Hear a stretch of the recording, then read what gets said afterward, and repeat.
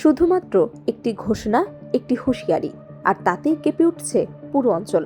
Iran জানিয়ে দিয়েছে এই যুদ্ধের হিসেব শেষ না হওয়া পর্যন্ত থামবে না তেহরান। এটি শুধু প্রতিক্রিয়া নয়, বরং প্রতিশোধের প্রতিজ্ঞা।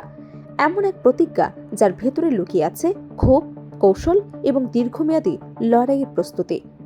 প্রশ্ন উঠছে, এই ঘোষণার পর মধ্যপ্রাচ্যের সংঘাত কি আরো ভয়াবহ রূপ নিতে যাচ্ছে? ব্রিটিশ সংবাদ মাধ্যম বিবিসির প্রতিবেদনে বলা হয়েছে, ইরানের শীর্ষ নিরাপত্তা কর্মকর্তা আলী লারিজানি নিহত হবার পর দেশটির সামরিক নেতৃত্ব সরাসরি প্রতিশোধের পথে হাঁটার সিদ্ধান্ত নিয়েছে। ইরানের সেনাপ্রধান আমির হাতামি স্পষ্ট ভাষায় জানিয়েছে, এই রক্তের হিসেব নেওয়া হবে এবং তা এমনভাবে নেওয়া হবে যা শত্রুদের জন্য হবে এক কঠোর বার্তা। এখানেই বিষয়টি আলাদা। এটি কোনো আবেগপ্রসূত প্রতিক্রিয়া নয়, বরং একটি রাষ্ট্রের পরিকল্পিত অবস্থান। হাতামির বক্তব্যে পরিষ্কার, ইরান তাড়াহুড়ো করে নয়, বরং সময় এবং স্থান বেছে নিয়ে আঘাত হানতে চায়। অর্থাৎ কখন কোথায় আঘাত করলে সর্বোচ্চ প্রভাব পড়বে সেটাই এখন তেহরানের মূল কৌশল। এই কৌশলের আভাস ইতিমধ্যেই মিলতে শুরু করেছে। ইরানের প্রভাবশালী সামরিক বাহিনী ইসলামিক রেভলিউশনারি গার্ড ক্রপস বা আইআরজিসি দাবি করেছে, তারা ইসরায়েলের কেন্দ্রীয় অঞ্চলে ক্ষেপণাস্ত্র হামলা চালিয়েছে। এই হামলাকে কেবল প্রতিশোধ হিসেবে দেখছে না বিশ্লেষকরা, বরং এটি একটি বড় বার্তা। ইরান আঘাত সহ্য করে নীরব থাকে না।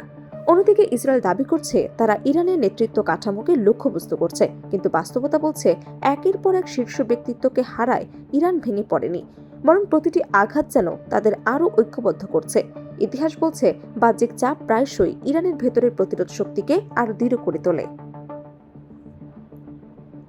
বিশ্লেষকদের মতে, ইরানের সাম্প্রতিক অবস্থান বোঝার জন্য শুধু সামরিক দিক দেখলেই হবে না, দেখতে হবে এর রাজনৈতিক ও মনস্তাত্ত্বিক দিকও। যখন একটি রাষ্ট্র নিজেকে অস্তিত্বের লড়াই দেখে, তখন তার প্রতিক্রিয়া অনেক বেশি তীব্র ও দীর্ঘমেয়াদী হয়ে ওঠে। বিশেষ করে আলী খামেনির মৃত্যুর ঘোষণার পর এই সংঘাত নতুন মাত্রা পেয়েছে বলে ধারণা করা হচ্ছে। এখন এটি শুধু একটি আঞ্চলিক আধিপত্যের লড়াই নয়, বরং সম্মান, প্রতিশোধ এবং রাষ্ট্রের টিকে থাকার প্রশ্নে রূপ নিয়েছে। এই প্রেক্ষাপটে ইরানের প্রতিশোধের হুমকি শুধু আমেরিকার হামলার ইঙ্গিত নয়, বরং একটি কৌশলগত বার্তা। এমন বার্তা যা ভবিষ্যতে কোনো শক্তিকে ইরানের বিরুদ্ধে পদক্ষেপ নেওয়ার আগে বহুবার ভাবতে বাধ্য করতে পারে। অর্থাৎ তেহরান হয়তো শুধু তাৎক্ষণিক জবাব দিতে চাইছে না, বরং দীর্ঘমেয়াদে একটি ডিটারেন্স বা ভীতির ভারসাম্য তৈরি করতে চাইছে। তবে এখানেই বড় প্রশ্নটি সামনে আসে, যদি ইরান পরিকল্পিতভাবে প্রতিশোধ নেয়, তাহলে তার পরিণতি কোথায় গিয়ে থামবে? সে জবাব কি সীমিত থাকবে নির্দিষ্ট সামরিক লক্ষ্যবস্তুতে, নাকি ছড়িয়ে পড়বে আরও বিস্তৃত আঞ্চলিক সংঘাতে? আর ইসরায়েল ও যুক্তরাষ্ট্র কি সেই প্রতিশোধের জবাবে আরও বড় পদক্ষেপ নেবে? সব মিলিয়ে পরিস্থিতি এখন এক অনিশ্চিত মোড়ে দাঁড়িয়ে।